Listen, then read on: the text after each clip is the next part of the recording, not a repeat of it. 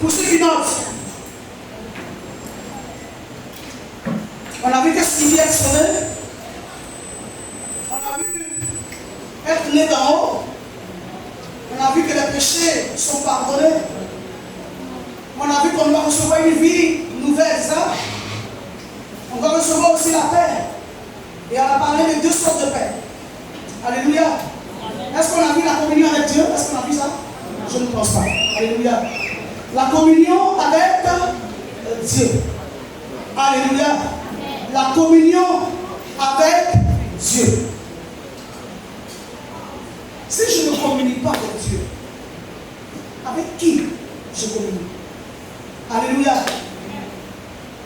Être sauvé signifie aussi avoir une communion avec Dieu. En grec, communion veut dire koinonia. C'est un mot grec. Koinonia. Alléluia. Koinonia veut dire avoir quelque chose en commun. Amen. Nous les enfants de Dieu, nous avons quelque chose en commun. Ce que nous avons en commun, c'est quoi? Ce que nous avons en commun, c'est quoi? Amen, amen. Nous avons le Seigneur en commun. Nous avons aussi son esprit en commun. Alléluia. Aujourd'hui, il y a des gens, au lieu de parler avec Dieu, ils ont peur de Dieu. Parce que dans leur vie, il y a un sentiment de culpabilité qui est là. Alléluia. Ils ne veulent pas parler à Dieu. Ils sont effrayés même à l'idée même de communier avec Dieu. Alléluia. Et ils sont effrayés. Pourquoi? Parce qu'ils ne connaissent pas en fait qui est Dieu.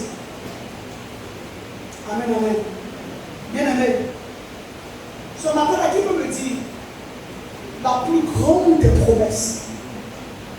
La plus grande des promesses que le Seigneur vous a donné, c'est son esprit. D'accord? Oui. La plus grande des promesses. La plus grande des promesses, oui. C'est son alliance, oui. La plus grande des promesses, manquez-nous. La vie éternelle. Alléluia. Et tu peux me citer un passage qui fait recours à ça. Un passage. Oui, Élisée. Jean 3, 16. Alléluia. Jean 3, 16. Vous savez, on va lire la Bible de Genèse jusqu'à Apocalypse. Le Seigneur a fait plein de promesses de ça. Alléluia. Mais la promesse la plus... Qu'est-ce que je peux dire? Hein? Hein? Oui, la plus palpable, la plus importante dans tout, c'est car, on va dire ensemble, car Dieu a tant aimé le monde qu'il a donné son Fils unique, afin que quiconque croit en lui ne périsse point, mais qu'il ait la vie éternelle. Est-ce qu'on peut acclamer cette promesse? C'est la plus belle promesse. Alléluia. On a prêché tous les messages de la Bible. Ce message-là, c'est ce qui nous accompagne dans la tombe. Et c'est ce qui s'attache à nous, la résurrection. Il dit que nous ne périssions point, mais que nous ayons quoi? La vie éternelle. Alléluia. Dieu a manifesté son amour pour nous en amenant Jésus. Parce qu'il ne veut pas que l'homme périsse. Il nous a donné Jésus. Alléluia. Vous savez, quand tu visites les hôpitaux, il y a des choses qui font petit. Qui font petit. Et la petite soeur de Christelle Sarah, elle était accouchée. Et elle avait peur. Elle m'appelle. Elle va à la pizza, elle m'appelle. Elle m'appelle. Maman, il faut que tu sois là. Je suis partie. Elle a accouché. Allez. Mais, pendant elle a accouché, elle a reçu la délivrance. Il y a un monsieur dans le couloir qui pleurait sa femme qui voulait le mourir. La vie, là, ça dit, on est là comme ça. Mais prenons Jésus.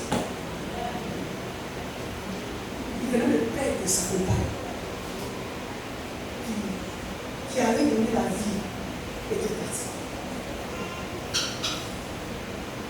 ce genre de choses-là, ça te rappelle à toi qui vois ce genre de choses, que la vie de l'homme sur la terre, vraiment, c'est bizarre. À tout moment, on est parti. C'est pourquoi nous devons faire la paix avec le Seigneur. C'est ce que nous allons recevoir de lui qui nous accompagne. Sa parole. Sa parole nous accompagne. Et même quand on sera dans le cercle, les gens vont pleurer autour de nous. On ne va plus dire sentir parce qu'on est dans la félicité de Dieu. On est content d'être dans un lieu où nous partir pour passer forcément par la main. Mais quand nos êtres chers meurent, vraiment, ça fait mal. Moi, j'ai regardé le monsieur là, je ne sais pas. Alléluia. Et ça fait plusieurs fois que j'ai assisté à ça. À la PMI, aussi le 13 juillet, j'ai vu les gens qui venaient de perdre leur famille qui sont allés donner la vie et qui sont partis. Alléluia.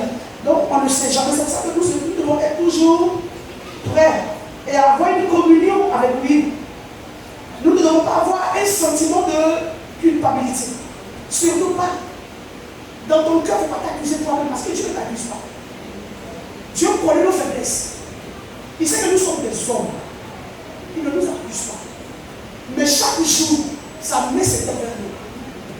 Ce qu'il veut, c'est de nous sauver. Il n'est pas venu pour juger le monde, mais il est venu pour sauver le monde. Il est venu pour sauver ceux qui étaient perdus. Quel que soit ce que l'homme va te dire comme un juge, n'écoute pas ce que l'homme te dit. C'est ce que Dieu dit de toi là qui est important. Jésus dit qu'il est venu. À cause de l'amour pour toi, lui il est venu pour faire quoi? Pour te sauver. Donc ne te minimise pas. Devant le Seigneur, tu as beaucoup d'importance. Nous les femmes là, c'est vrai, on peut après le mariage, on nous marie. Mais si tu dois partir, tu n'iras pas avec ton mari. Si ton mari doit partir, ton mari ne va pas avec toi. Alléluia, est-ce qu'on s'entend? Amen. Vous savez, on va se retrouver devant le Seigneur. Et chacun va plaider pour son cas. Quelqu'un va plaider pour son mari. Donc, que nous soyons mariés ou pas, c'est pas ce qui a de l'importance devant le Seigneur. C'est vrai. Je le dis toujours. Le mariage est l'un des sacrements de l'Église. Mais le mariage dans la Bible n'est pas obligatoire. Ce n'est pas forcé pour se marier. On peut ne pas se marier et rester comme ça et adorer Dieu. Alléluia. Mais quand on prend l'engagement de ne pas se marier, on doit garder ce que Dieu nous a donné dans le secret, au calme. On ne doit pas aller livrer ça à n'importe qui et faire n'importe quoi. Alléluia. Gloire à Dieu. Il y a une chose que Jésus nous a appris sur la terre. Pour avoir une communion avec lui. Vous savez, Jésus a donné beaucoup d'enseignements. Quand nous prenons les évangiles, nous prenons la vie de Jésus qui a été relatée par Matthieu, par Marc, par Luc et Jean. Jésus n'a pas appris que quelqu'un a fait quelque chose. Alléluia. Il ne nous a pas appris à pécher, à prêcher. Il ne nous a pas appris à évangéliser. Il ne nous a pas appris à faire délivrance. Alléluia. Jésus ne nous a pas appris à enseigner. On sait que lui, il a enseigné, mais il ne nous a pas appris cela. La seule chose que Jésus nous a appris, qui connaît? Qui connaît la seule chose que Jésus nous a enseigné, qui nous a appris? C'est la prière, Matthieu 6. Il dit notre Père qui est aux cieux. Alléluia. Jésus nous a appris cette prière. À part ça, Jésus ne nous a pas appris autre chose. Alléluia. C'est pourquoi nous devons prier et avoir une communion avec lui. Amen, amen. C'est la seule chose que Jésus a appris à ceci. Ils ont dit, Seigneur, enseigne-nous à prier. Et puis, il a fait cette prière. Amen, amen. Bien sûr que ce n'est pas la seule prière. C'est une prière parmi d'autres prières. Amen. Mais il nous enseigne cela. Amen, amen. Donc nous devons avoir une communion avec l'Esprit de Dieu.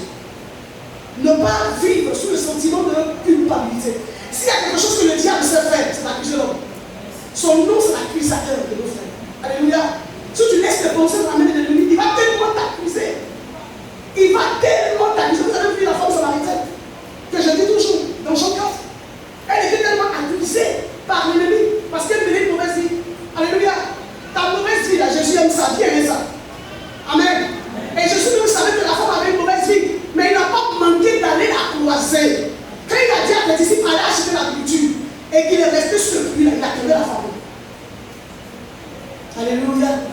Alléluia. C'est vrai qu'elle n'est pas une bonne vie, mais c'est qu'elle a déclaré. C'est vrai. Mais le Seigneur ne l'a pas accusé. Amen, amen.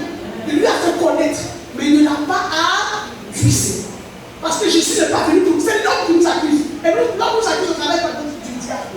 Le diable est un accusateur. C'est pourquoi là où les gens t'accusent, ne les écoute pas. pas. Alléluia. Laisse-les t'accuser. Toi, il faut prier pour évoluer. Amen, amen. Il faut prier pour évoluer. Amen.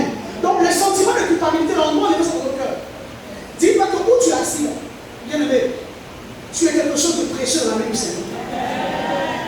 Moi, ça me fait mal que les gens entendent l'appel à mort pour glorifier les gens. Et nous, nous vivons. Alléluia.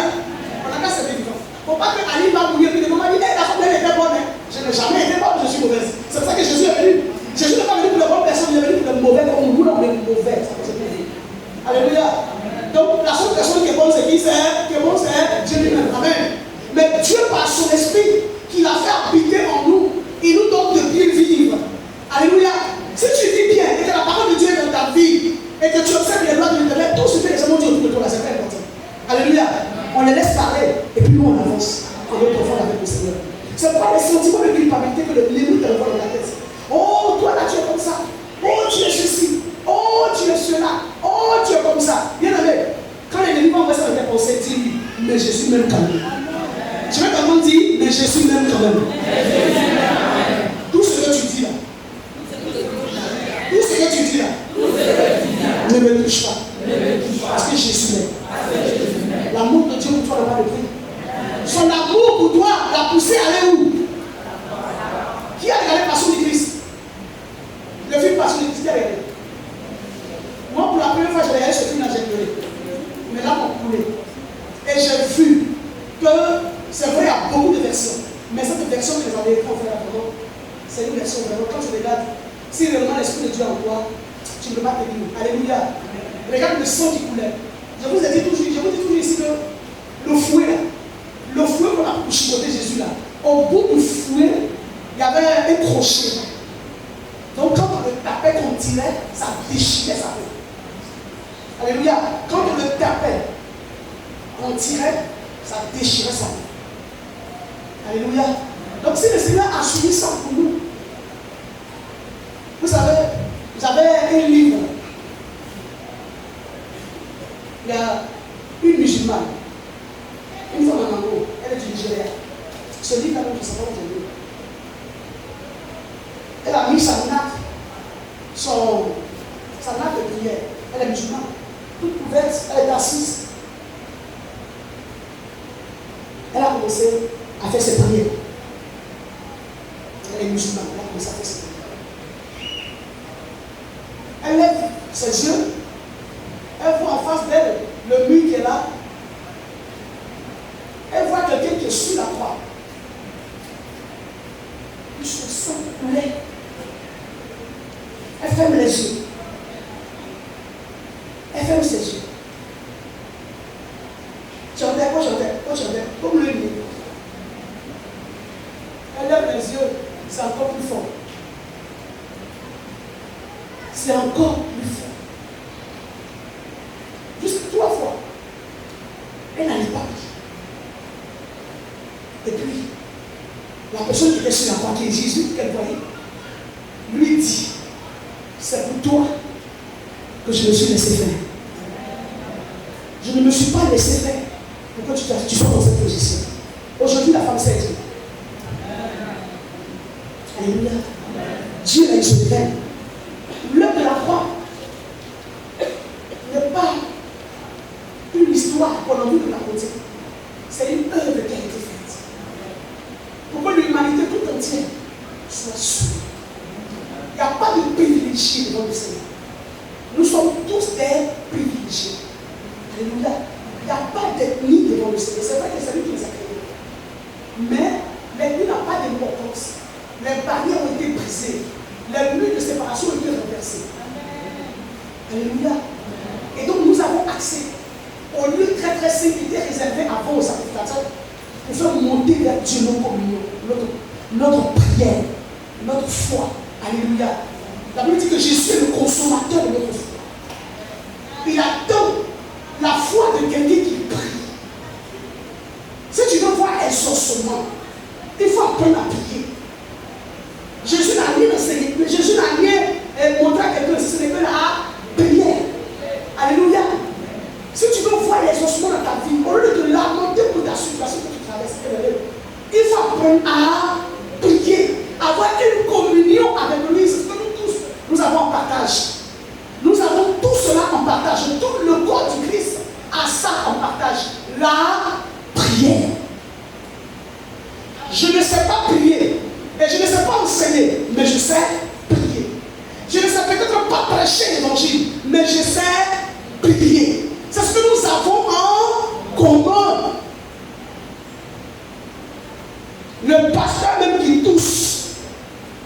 les morts se réveillent, ce qu'il a en commun avec toi, qui ne pousse pas comme lui, qui n'a pas solution, c'est la prière. Alléluia. Nous avons cette chose en commun. Donc nous devons faire quoi? Prier. C'est pourquoi il a dit à l'église, Paul a dit à l'église Thessalonique, dit, priez sans cesse. Nous devons prier. L'ennemi nous communique la douleur et l'assouvissement. Parce qu'il sait que quand on va commencer à avoir une communion avec le Seigneur dans la prière, quelque chose va se passer. Donc il fera tout pour ne pas que nous prions. Alors nous prenons le livre de 1 Jean.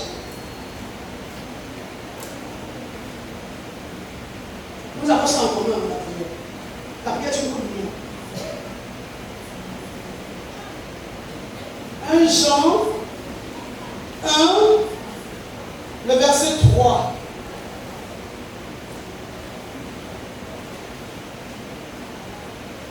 Jean était avec Jésus. Il a mangé avec lui. C'est le disciple de Jésus. C'est son nom. 1 Jean 1, le verset 3. Oui, je lis la parole. Oui. Ce que nous avons vu et entendu. Ce que nous avons vu, j'entends témoignage du Seigneur. Oui, il dit quoi? Ce que nous avons vu. Ce que nous avons vu et entendu. Et entendu. Nous vous l'annonçons. Nous vous l'annonçons. À vous aussi. À vous aussi. Afin que vous aussi. Afin que vous aussi. Vous soyez en communion. En communion. Avec nous. Avec nous. Or. Notre communion. Notre communion. Avec le Père. Et avec le Père. Et son Fils. Et son Fils. Jésus-Christ. Jésus-Christ. Alléluia. Amen. Nous avons ça en commun. Amen. Avoir une communion avec le Père par Jésus. Parce que nos prières, nous terminons toujours au nom de Jésus. Amen, amen. Donc nous avons une communion par Jésus. Ceux qui notent, notez, parce que cet enseignement là-bas va te faire beaucoup de bien. Alléluia. Gloire à Dieu. Aucune personne sur la terre, c'est-à-dire quand Dieu a créé l'homme, Dieu n'a pas mis la maladie dans son corps. Qui croit ça? Dieu n'a pas mis la maladie dans le corps de l'homme. Jamais. La maladie est venue suite à quoi? La maladie est venue suite au péché. Amen. Sinon, Dieu n'a créé personne malade. Personne. Mais la maladie vient suite au péché. Et le péché vient pour faire quoi? Le péché vient pour faire quoi? Pour nous séparer de lui. Le péché vient pour nous séparer. Quelqu'un qui est dans le péché, même s'il est chrétien, il n'arrive pas lui-même à aller dans la présence de Dieu. Amen. Il n'arrive pas à aller dans la présence de Dieu. Alors que, même si tu as péché, aie le courage d'aller devant le Seigneur. Amen. Il faut avoir le courage. Sinon, il te dirait que sa main n'est pas courte. Sa main n'est pas courte. Isaïe 59, il dit sa main n'est pas courte. Lui, ce sera Dieu pendant nos fois que nous prions. Mais c'est quoi? C'est nos crimes. C'est nos péchés qui nous séparent de lui. Amen. Il y a des gens qui disent que je prie, je ne suis pas exaucé. Si tu pries que tu ne es pas exaucé, il faut essayer de revoir ta vie. Dieu ne t'accuse pas. Et puis toi-même ne t'accuse pas. Mais si tu pries que tu n'es pas exaucé, il faut aller devant lui en genoux pour lui demander: Seigneur, pourquoi je crie vers toi pour une situation et puis je ne te vois pas agir? Il va te parler. Les gens pensent que quand on dit Dieu parle, c'est de l'amusement. Mais Dieu parle tous les jours. Alléluia. Dieu nous parle, seulement que nous ne prêtons pas attention à ce qu'il nous dit. Sinon Dieu parle, mais on ne prête pas attention. Bien aimé, il ne faut pas te mettre quelque part dans une position et puis faire une prière rapide et puis te lever. Non, non, non. Quand tu pries, apprends à rester calme devant lui. Il ne faut pas te lever tout de suite. Quand tu pries, apprends à rester devant lui. On s'entend ce matin? Apprends à rester devant lui. Si tes prières ne sont pas exaucées, c'est qu'il y a quelque chose qui vous sépare. Alors cherche à savoir qu'est-ce qui vous sépare. Alléluia. C'est peut-être l'esprit de famille qui vous sépare. Amen. Les démons que nos parents ont adorés, nos parents qui ont adoré l'eau, la forêt et autres. Amen. Ces démons-là se disent propriétaires de nos familles. C'est eux. Amen. Donc quand toi tu vas devant lui que tu prends la paix de rester aussi présence un moment, parce que tu viens de parler à quelqu'un, il faut qu'il te donne la réponse. Si tu as resté un moment qu'il ne t'a pas répondu, tu le bénis et puis tu te lèves. En songe, il va te parler. S'il ne t'a pas parlé en songe, il te parlait par une vision. Parce que vision et songe, c'est la même chose. S'il ne t'a pas parlé par là, il donnerait une parole à quelqu'un pour toi. Ou bien quelqu'un aura une songe sur la personne, il va devoir te dire ce que je dis. C'est la réponse à ce que tu as demandé. Alléluia. Gloire à Dieu. Aussi, mon autre Dieu, il veut que toujours en communion avec nous. Il veut toujours nous parler. C'est pourquoi Jean le témoignage nous dit que ce que nous avons vu de lui, ce que nous on sait de lui, c'est ce que nous on vous annonce. C'est Jean qui parle. Amen. Il veut que nous soyons en communion, tout le corps du Christ, que chacun de nous soit en communion avec lui. Amen. Le Seigneur ne met pas de barrière. C'est nous les hommes qui mettons les barrières. L'amour de Dieu est si grand, sa miséricorde c'est tant d'âge en âge. Il ne nous juge pas. Alléluia. Il ne nous condamne pas. Ce qu'il nous demande, c'est de l'approcher dans l'humilité pour nous faire connaître nos besoins. Tu as besoin d'être sauvé? Seigneur, sauve-moi. C'est une prière. Est-ce que tu sais que quand tu dis au Seigneur, sauve-moi, c'est une prière? C'est une prière. Seigneur, sauve-moi, c'est une prière. Seigneur, viens à mon secours, c'est une prière. Seigneur, écoute ma voix, c'est une prière. Seigneur, viens me délivrer, c'est une prière. Seigneur, guéris-moi, c'est une prière. C'est pas parce que tu as fait de longues prières que tu seras exaucé. Il faudrait que ta prière soit ciblée. Alléluia. Ce n'est pas les longues prières que tu exauces. Tu exauces les prières ciblées. La prière ciblée, c'est quoi? C'est ce que nous avons dans notre cœur là, qui nous tient là. C'est ce qu'il faut dire au Seigneur. Si j'arrête de lui dire ce qui me tient à cœur, je lui rends l'action de grâce. Merci, merci, merci, merci parce que ceux que la foi peut pousser plus loin. Ils disent pas merci parce que tu m'as exaucé. Alléluia. Ceux que la foi, ils disent cela. Merci parce que tu m'as exaucé. Et tu as un sentiment en toi qui te dit qu'il t'a exaucé. Quelqu'un me dit Amen. L'homme peut tellement te condamner que toi-même tu vas te détester. Est-ce que tu sais ça? L'homme peut tellement te condamner que toi-même tu vas te détester. Tu m'entends ce que je veux dire? Les hommes souvent dans les foyers là, l'homme que tu as marié peut dire que tu n'es pas une bonne femme, tu es une sorcière, tu n'es pas une bonne femme, je ne veux pas te marier. C'est des paroles blessantes. Vous savez, quand tu entends ces gens de paroles, ce n'est pas ton corps, c'est l'âme qui reçoit des blessures. L'âme reçoit des blessures. Et toi aussi, tu vas dire à l'homme, toi tu es qui? Mais toi tu n'es rien. Pourtant, c'est lui qui paye la maison que tu donnes. Vous voyez? Donc, ce que nous lançons dans le foyer là, dans le foyer, ça nous blesse, ça blesse l'âme. En fait, ce n'est pas le corps physique. Quand tu écoutes là, quand tu entends, c'est l'âme qui reçoit. L'âme est blessée. Et cela fait quoi? Ça réjaillit sur nos enfants. Les enfants qui sont là, qui nous assistent, leur âme est blessée. Quand l'âme de l'enfant est blessée, quand demain il va grandir, il risque de reproduire ce que son père a fait. Parce que son âme a été touchée par ça, c'est resté en lui, il risque de reproduire ce que son père a fait. Elle risque de reproduire ce que sa mère a fait. Alléluia. C'est pourquoi nous devons nous libérer de certains sentiments. Amen, amen.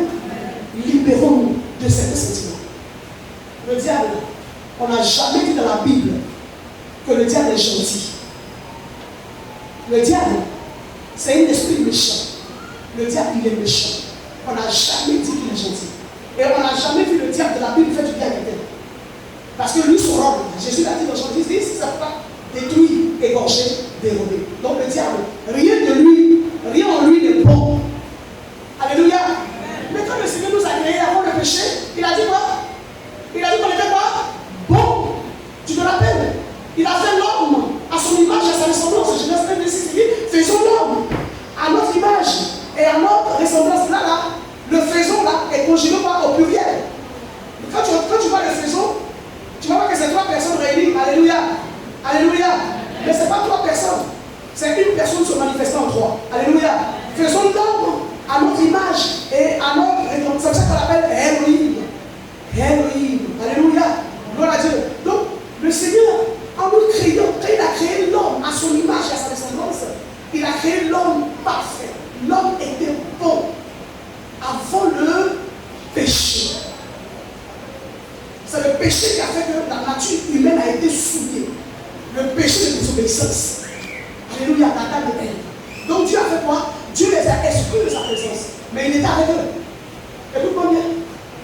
Dieu, après le péché, Adam et Ève ont été exclus de la présence de Dieu, mais Dieu est avec eux. Qui croit? Alléluia. Qui croit? Qui croit que Dieu est avec eux? Ah, si tu crois pas, je te dis ce matin.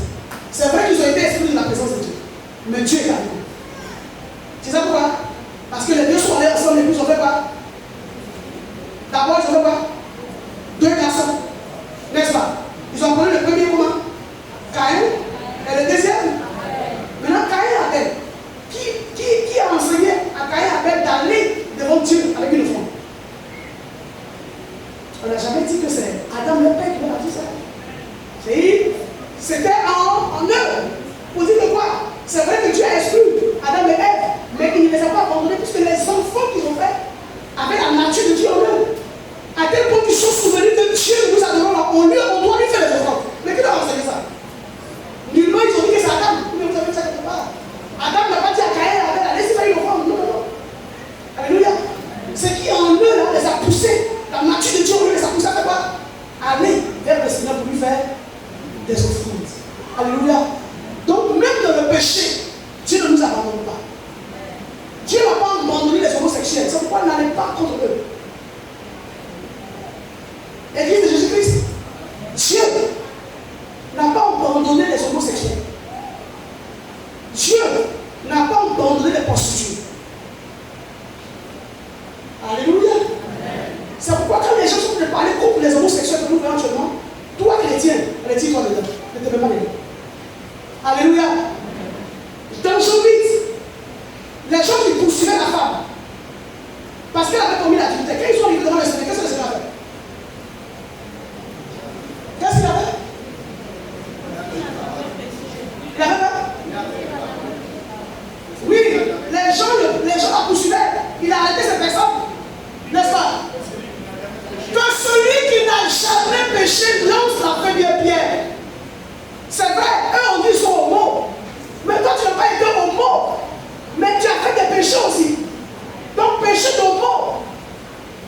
Et quand ton péché, c'est pareil. Serpent là. Est-ce que quand il est petit, non, on ne pas serpent. Son nom change parce qu'il est petit. Alléluia. Donc ne soyons pas ceux qui vont sur les réseaux sociaux chrétiens pour condamner les homosexuels. Il ne faut pas te mettre dedans. Si tu trouves qu'ils sont dans quelque chose qui n'est pas bon, et la Bible le dit, c'est pas bon. Mais qu'est-ce qu'on doit faire? On doit prier pour eux. Dans tes prières à la maison, dis au Seigneur de les sauver. Alléluia. Parce que de la manière que vous les voyez, c'est pas comme ça que Dieu les voit. Vous savez pourquoi Dieu les voit comme ça? À cause du sang de Jésus. Quelqu'un dit, oh maman, Dieu a détruit ce nom de Gomorrhe, mais est-ce que quand Dieu détruisait ce nom de Gomorrhe, Jésus était levé? Jésus était mort. Mais le sang de Jésus-Christ qui a coulé là, ça a créé un pardon pour toute l'humanité. C'est le sang du pardon. Le nom de ce sang, c'est le sang du pardon. Si tu ne connais pas le sang de Jésus, il t'annonce ce matin. Son nom c'est pardon. Le sang de Jésus, son nom c'est. Donc, les homos qui nous sont en train de juger aujourd'hui, que les gens jugent, moi je ne les juge pas, moi j'annonce l'évangile. J'ai même sauvé un. Amen. Donc, les gens les condamnent aujourd'hui, mais bien aimé. Demain, il peut être un prédicateur puissant. Les gens condamnent aujourd'hui les lesbiennes. Demain, elle peut être une prédicatrice puissante. Dieu qui est assis en haut, il prend ce que nous on ne considère pas pour démontrer sa puissance. Quand Dieu prend un homme, il fait de lui serviteur de Dieu. Il prend une lesbienne, il fait d'elle servant de Dieu. C'est ces personnes-là qui vont aller là-bas pour leur dire, nous aussi on était de votre bord. Ah, il faut acclamer aussi.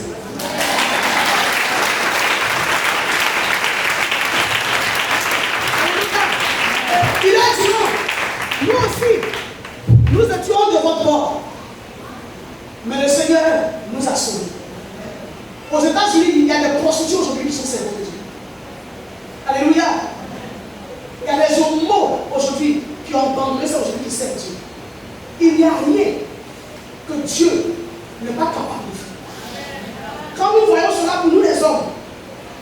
Ça nous choque. Mais tu ne dois pas être choqué. Alléluia. Il faut te dire que ce qui existait avant, c'est ce qui vient exister aujourd'hui.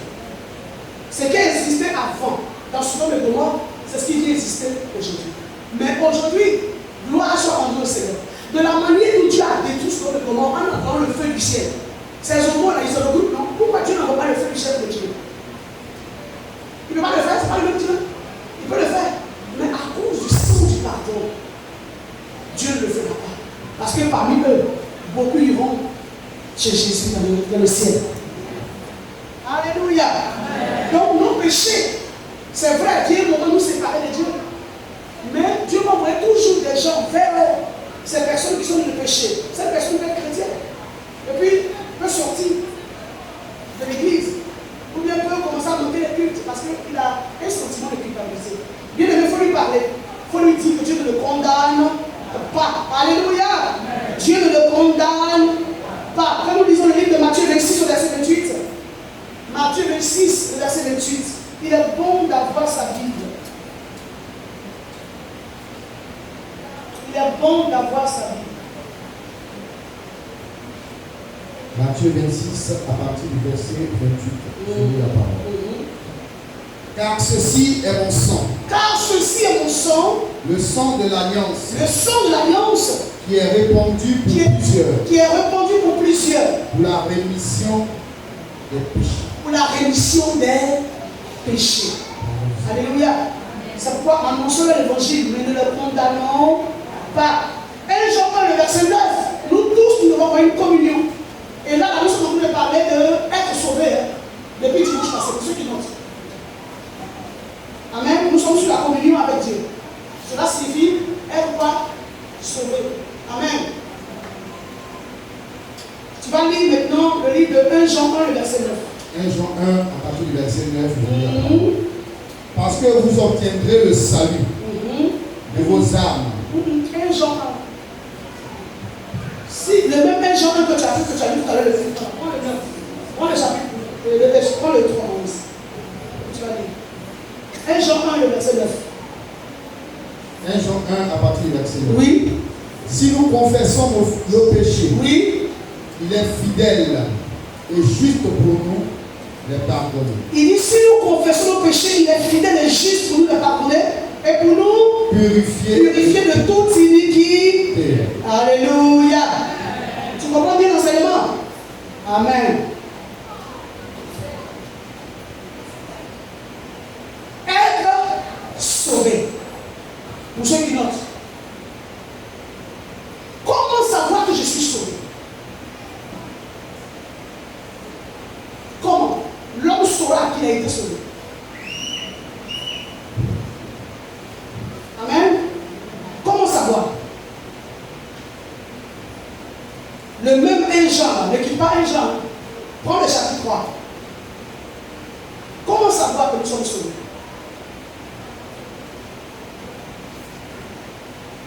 Le chapitre 3, le verset 14. Comment savoir que nous sommes sauvés? 1 Jean chapitre 3, à partir du verset 14. Nous savons que nous sommes passés de la mort à la vie. Alléluia! Tu es passé où? De la mort à la vie. La vie, ta vie antérieure était une vie de mort. Parce que c'était une vie qui se plaisait dans le péché. Alléluia. Alors Jean va dire, nous savons que nous sommes passés de la mort à la vie. Et comment on va savoir encore que nous sommes passés de la mort à la vie? Parce que nous aimons les frères. Alléluia. C'est l'amour qui va te caractériser, qui te dira que tu as été sauvé. Alléluia. Quelqu'un m'entend bien? Tu ne m'as pas écouté. Être sauvé signifie que nous sommes passés de la mort à la vie. Et la preuve que nous sommes passés de la mort à la vie, c'est que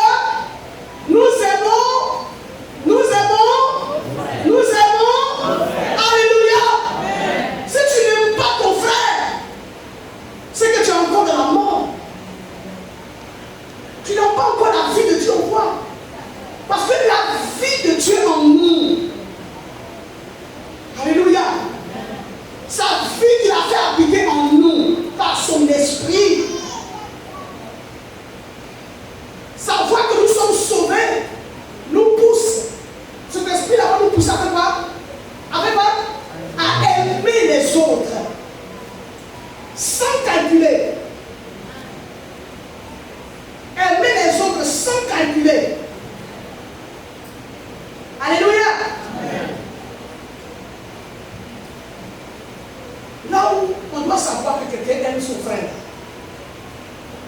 c'est dans le foyer. Quelqu'un me dit amen? Dans le foyer là. On se blesse. On s'insulte. Souvent on prend le couteau, d'abord on se poursuit. Mais après on va pas.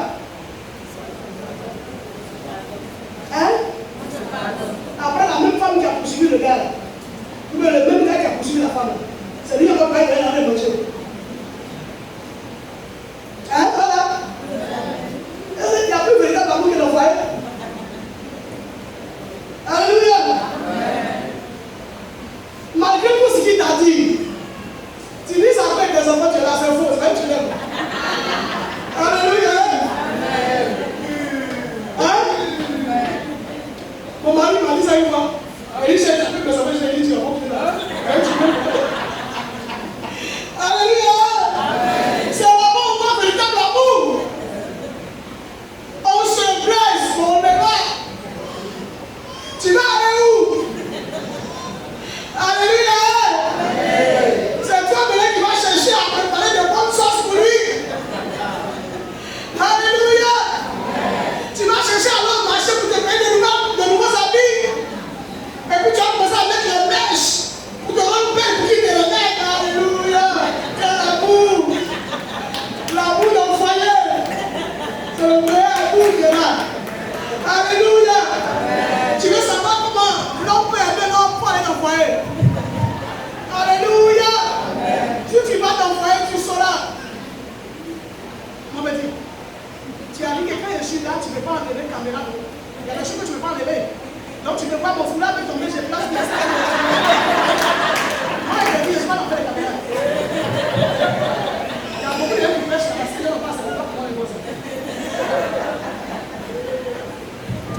Alléluia. Donc, il y a la situation, on va y voir. Il faut arrêter ça. Alléluia. C'est le meilleur amour qui est là.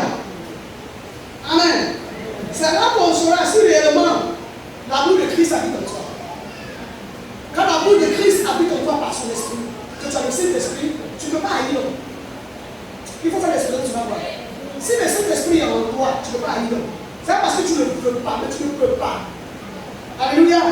Tu ne peux pas. Parce que cet esprit-là, c'est lui qui. Donc il a dit, nous savons que nous sommes passés de la mort à la vie. Parce que nous aimons nos frères. Nous aimons les frères. Alléluia. Il n'y a pas quelqu'un qui va dire, moi je ne suis pas sûr d'être marié. Est-ce qu'il y a bien ça? On donne pas de brille dans ton doigt et tu dis, je ne suis pas sûr d'être marié. Amen. Je ne suis pas sûr si je suis marié. Mais pas que tu as apporté la savoir. Amen. Tu as signé le papier, tu as dit oui devant les mains, devant les autorités spirituelles. Tu es marié. Je ne suis pas certain d'être marié. Alléluia. Je parle de ça parce qu'il y a quelqu'un qui m'a dit non. Moi je ne suis pas sûr d'être sauvé. Quand il dit je ne suis pas sûr d'être sauvé, c'est comme si on dit à sa femme, je ne suis même pas sûr d'être marié. Parfois on ne sait pas dire, alors moi aussi je ne suis même pas sûr, est-ce qu'on s'est marié? Alléluia. Donc quand tu te poses la question, est-ce que je suis sauvé? Pose-moi la question, si tu es marié, est-ce que je suis marié? Alors que tu es marié, et même quand il ne t'a pas mis encore la barbe, mais tu dis en concubinage avec lui. C'est vrai que tu n'es pas marié, mais tu dis en concubinage avec lui. Amen. Amen.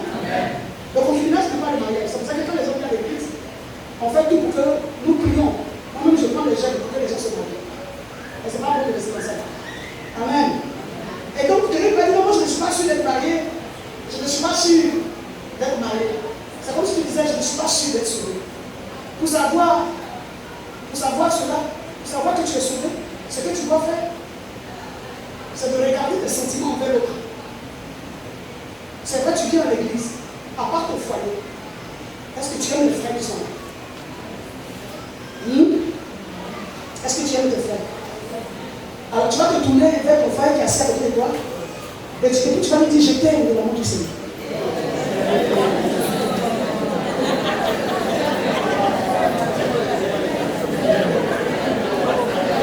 Si ton mari a côté de toi, tu lui dis ça. Si à côté de toi, s'il y a un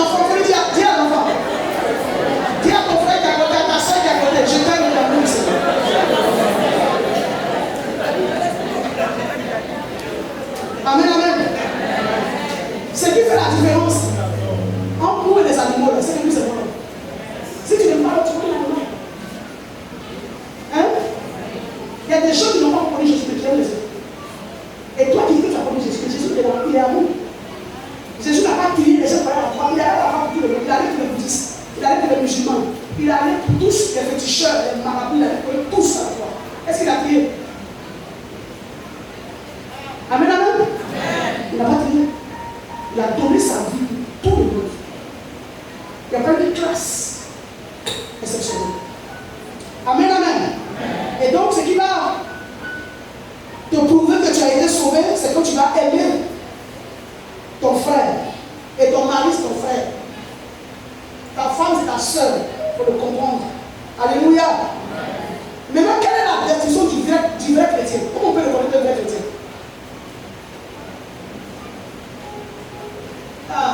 Comment on peut reconnaître un vrai chrétien? On reconnaît un vrai chrétien parce que c'est l'amour là. L'esprit de partage. Tu aimes partager ce que tu as. Tu n'es pas égoïste. Dieu n'est pas égoïste. Donc quel esprit qui dit en toi que tu ne peux pas partager? C'est pas là pour soi, il faut partager. Tu as du pain à manger, l'autre n'a pas, toi aussi. Tu as beaucoup d'habits. Fais cadeau aussi aux gens qui n'ont pas. Tu as des chaussures. Fais cadeau. Et cet esprit-là, on voit ça beaucoup catholique. Hein? Il faut faire cadeau aux gens. Amen, amen. Il faut faire cadeau aux gens. Tu n'as pas gardé ce que tu as. Église évangélique. Hein? Hein? Il faut faire cadeau. Il ne faut pas garder. Il faut partager. Chez toi à la maison. Vous savez, avant on était en famille. Et donc, étant en famille, la télévision de la famille est là. Mais notre grand frère, la cour nous appartient. Notre grand frère qui avait une maison, qui avait des femmes. Ils sont dans la cour aussi, qui avait une maison, des femmes. Quand pour nous, on se garde au salon, et on va aller dans les chambres, il ne veut pas. Il ne veut pas qu'on aille dans les chambres. Et moi, je suis là, et puis je disais, on ne connaissait pas Dieu. Et puis je disais, dans mon pays, demain là, moi, tu vas me donner une télévision. Moi, demain là, je sais que tu vas me donner une télévision. Moi, je sais que tu vas me donner une télévision. Et par la grâce de Dieu, j'ai eu quelqu'un, et je me dis, je vis dans la télévision. Hein? Quand on a une chose méchante, je ne vais pas partager la télévision. Voilà, et je regarde la télévision. Amen. Et je suis venu chez quelqu'un, il a une télévision. À un moment, il y a une télévision, ça va, il y a une télévision dans la chambre. Je me suis rappelé de ce qu'il disait. J'ai dit, il n'a pas de télévision, voilà, il y a une télévision. Alléluia. Et puis, aujourd'hui, chez moi à la maison, j'ai des enfants qui sont chez moi. J'ai des enfants qui sont chez moi. Mes enfants ne sont plus là, papa est Élysée. Mes enfants sont partis, ils sont mariés. Mais je suis avec les enfants à la maison. Et j'ai mis une télévision à la terrasse. Donc, je mets Star Time, je mets 4500 pour qu'ils puissent regarder. Mais souvent, quand ils me font fâcher, ils disent, vous là, comme il y a 7 salles, et puis vous ne voulez pas la lunette de votre télévision là, Star Time, ça finit, je n'ai pas payé. Je prends une horaire. Et après, je vois que c'est fini. Donc, aucun de les jeunes me me dit, ah, maman, mais même la télévision là, le jour est fini. Mais moi, je vois mes enfants, je suis les gens qui ne regardent pas. C'est pas aussi bon. Je suis là, il dit, bon, si les fois, il fait des points, et puis quand il commence à vivre, alléluia.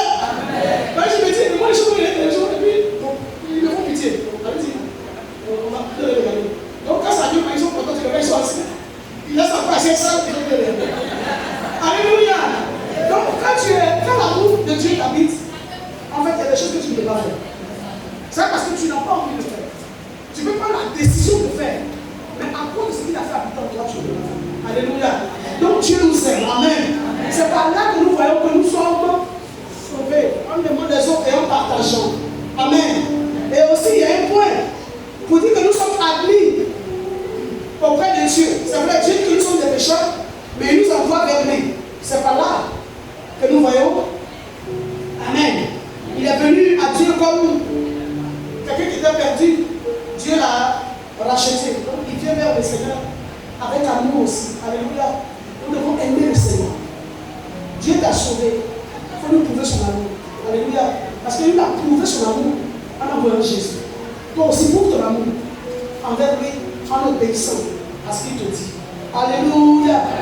Alors nous allons voir 7 pas. Pour ceux qui conduisent, il y a presque là, je ne sais pas si on va permettre, on va voir 7 pas qui conduisent au salut. Le salut, c'est être sauvé. Dans le salut, il y a la délivrance. Le salut, il dit tellement de choses. Alléluia. Donc, 7 pas qui nous conduisent au salut. Si quelqu'un sait ce matin que lui n'a pas encore fait la paix avec le Seigneur, de manière personnelle, c'est le moment. Amen. Si tu n'as pas encore fait la paix avec le Seigneur dans ton cœur, c'est le moment. Amen. Nous allons voir ces 7 pas-là. Si le temps nous permet, on va commencer quand même. Ceux qui notent, vous allez mettre 7 pas qui conduisent au salut. Ça, c'est le titre. Et maintenant, vous allez mettre 1.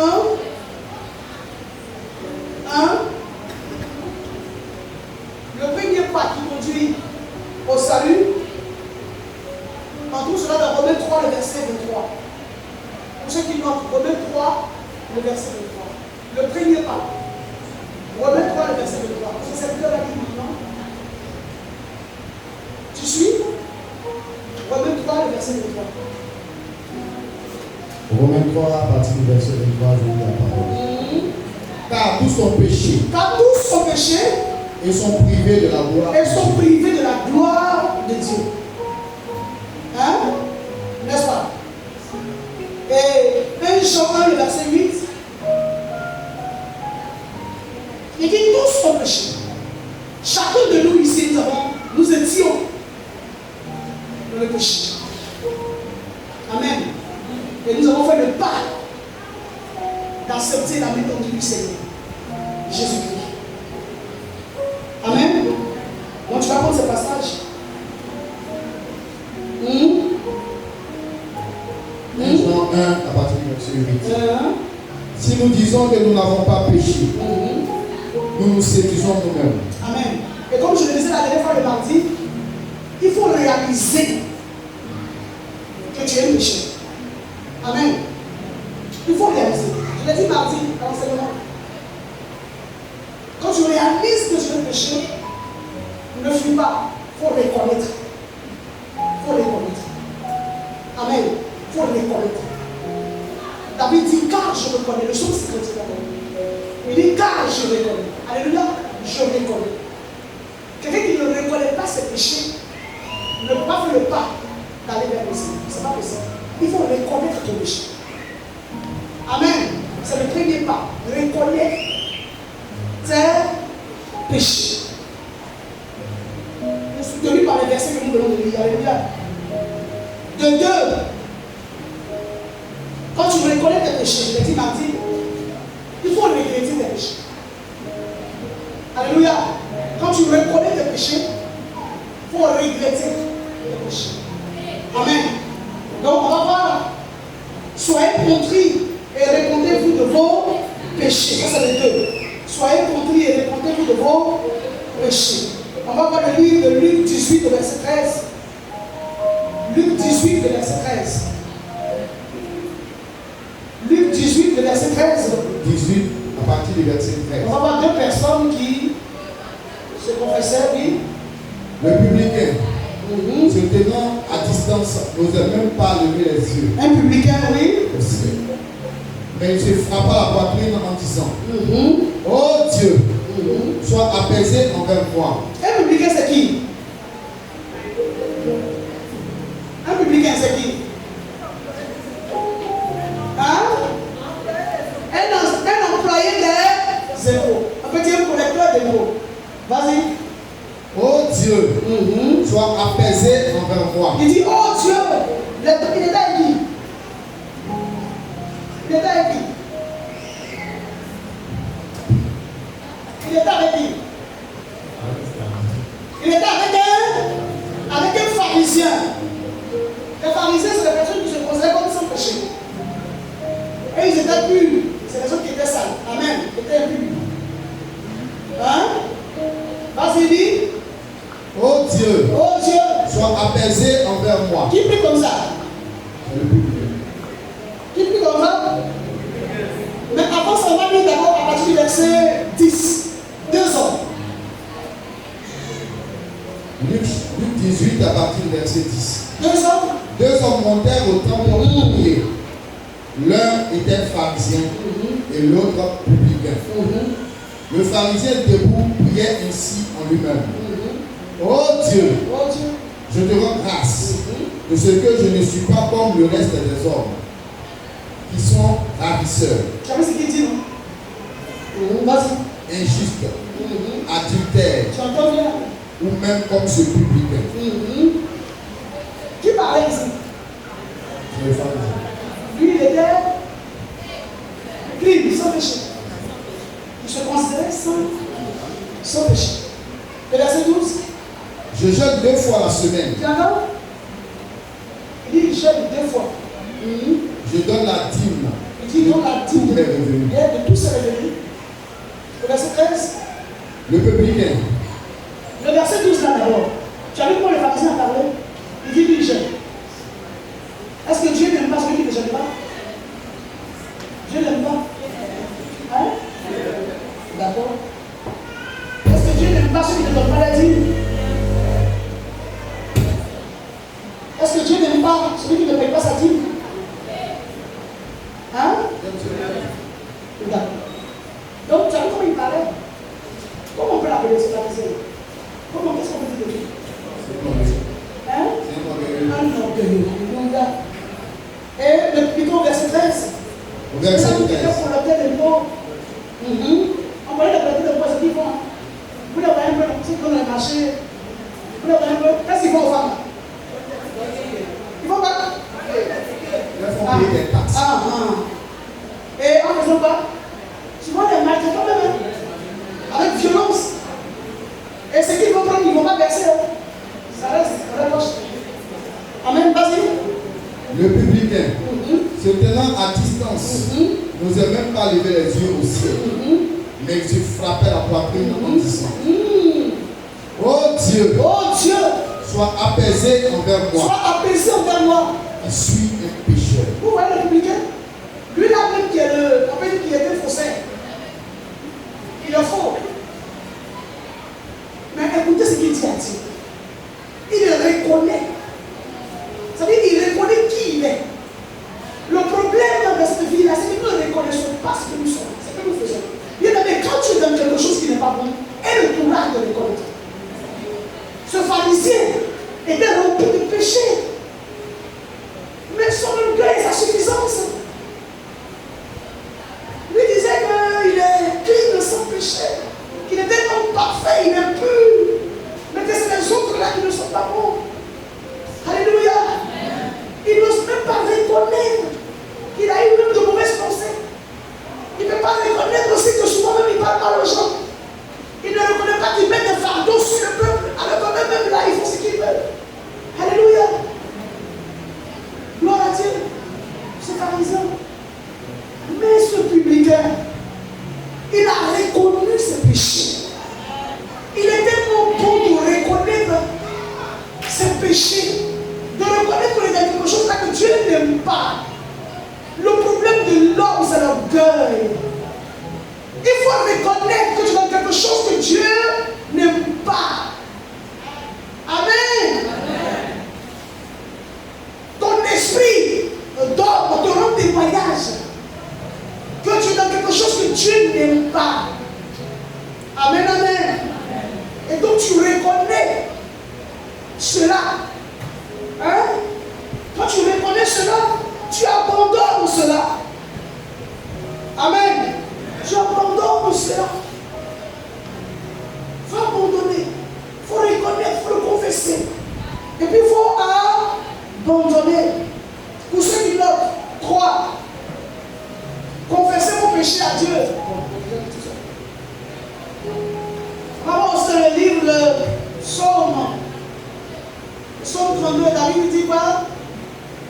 David dit quoi? Le psaume 32, il dit quoi?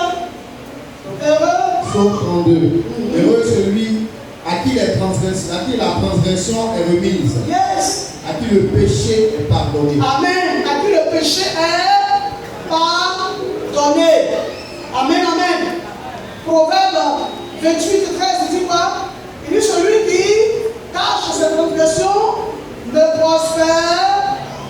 Ne prospère pas, mais celui qui les avoue et les délaisse fait pas obtient miséricorde. Alléluia. Et 1 Jean 1 que nous avons déjà eu au verset 9 dit quoi? Si nous confessons nos péchés, il est fidèle et juste pour nous les pardonner, pour nous purifier de toute iniquité. Nous sommes en train de voir les pas qui nous conduisent au Seigneur. Alléluia. Au salut. On a vu 1, réaliser que vous êtes des pécheurs. 2, soyez conduits et répondez-vous de vos péchés. 3, confessez vos péchés à Dieu. Alléluia. Avec tous ces versets qu'on vient de lire. Et 4, il faut les abandonner. Je l'ai cité, il faut les abandonner. Ésaïe 55, le verset 7 dit que le méchant abandonne sa voie et l'homme d'iniquité ses pensées, qu'il retourne à l'Éternel qui aura pitié de lui, à notre Dieu qui ne se lasse pas de pardonner. Ésaïe 55, le verset 7. Alléluia. Alléluia. C'est pour ceux qui notent, c'est bon, ce n'est pas demandez le pardon de vos péchés. Amen. On vient de lire le psaume 32. On va lire le psaume 103 qui dit qu'au verset 3 que c'est lui qui fait pas, c'est lui qui pardonne toutes tes iniquités. Alléluia. Demandez le pardon de vos péchés. C'est lui qui pardonne toutes tes iniquités. Psaume 103, le verset 3. Ésaïe 1, 18. Il dit, venez et plaidons, dit l'Éternel. Si vos péchés sont comme le cramoisi, ils deviendront blancs comme la neige. S'ils sont rouges comme la pourpre, ils deviendront comme la laine. Alléluia. Alléluia. Alléluia. Le verset 6. Le 6, pour ceux qui notent. Croyez que Dieu vous sauve par sa grâce. La grâce est la faveur non méritée de Dieu. La grâce est la faveur non méritée de Dieu. Dieu nous fait grâce quand nous venons vers lui et que nous reconnaissons et que nous confessons. Dieu nous fait grâce de nos péchés. Alléluia. Ce n'est pas une acte qu'on mérite. On ne mérite pas, c'est sa grâce. Amen. Donc Éphésiens 2, verset 8 à 9. Rapidement, Éphésiens 2, le verset 8 à 9. Éphésiens 2, verset 8. Car c'est par la grâce que vous êtes sauvés. Par le moyen de la foi. Et cela ne vient pas de vous. C'est le don de Dieu. Ce n'est point par les œuvres. Afin que personne ne se glorifie. Afin que personne ne se glorifie. Parce que Dieu nous a sauvé par grâce. Le pardon que Dieu nous a donné, on ne le mérite pas. Alléluia.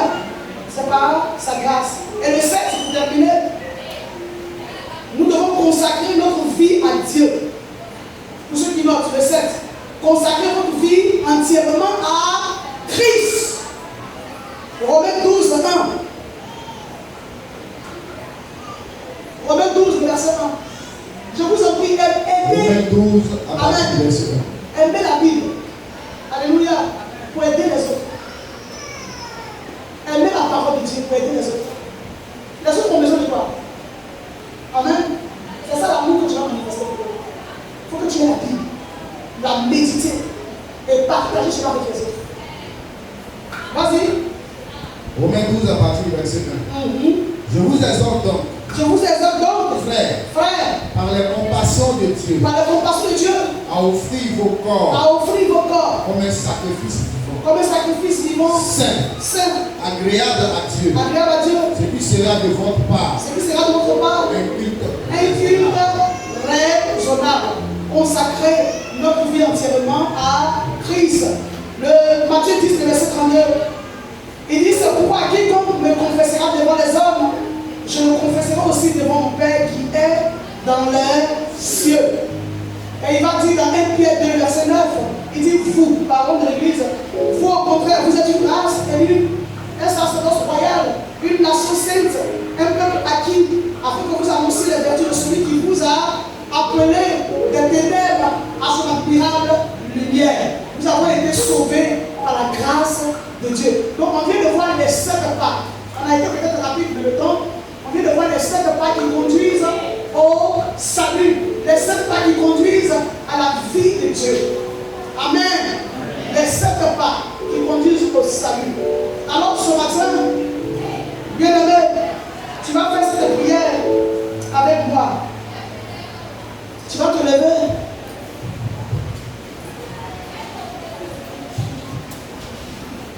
Ésaïe 55, verset 6 à 7. Il dit cherchez l'Éternel pendant qu'il se trouve. Invoquez-le tandis qu'il est prêt. Que le méchant abandonne sa voie et l'homme d'iniquité ses pensées. Qu'il retourne à l'Éternel qui aura pitié de lui. À notre Dieu qui ne se lasse pas de pardonner.